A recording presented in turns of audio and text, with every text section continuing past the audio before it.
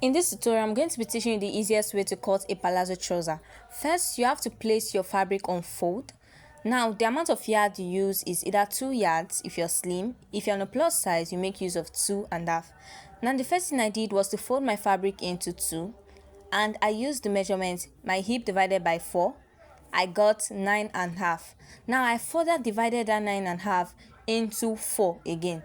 Whatever it gave me, I added that to that 9.5, and I think I got around 2.5.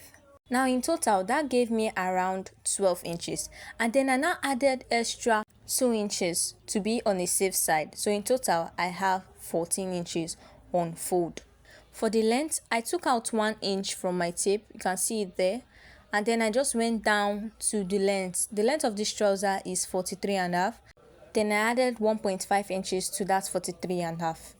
Just so you know, my fabric is on fold of 2. Now guys, from the folded part of your fabric, come out by 1 inch. Now you're going to do this all the way from the up to the hem of this trouser. Just take that 1 inch all the way down and connect it with your ruler. After connecting, this is what you should have. The next thing I did was to rule out ½ inch from the top of this fabric just to cut out that label there. Now this upper part is going to serve as our waistline. On that waistline, you are going to take your hip measurement. Yes, your hip measurement divided by 4 plus ½ inch.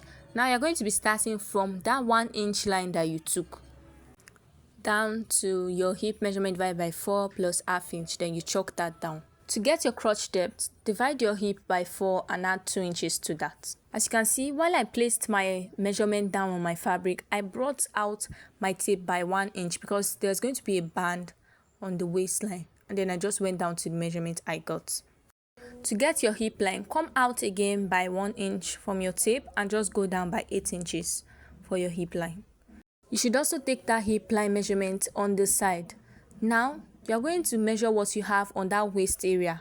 You are going to place that same measurement on that hip line that you drew and also on the crotch line. After marking those measurements out, just connect them with a straight line.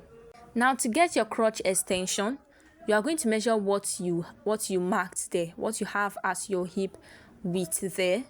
Whatever you have, divide it by 4. I have 10 there. Now I'm going to divide that 10 by 4 and that will give me 2.5. As you can see, I placed my 2.5 after that line that we just drew. So that's going to serve as my crotch extension. Now create a curve on that area.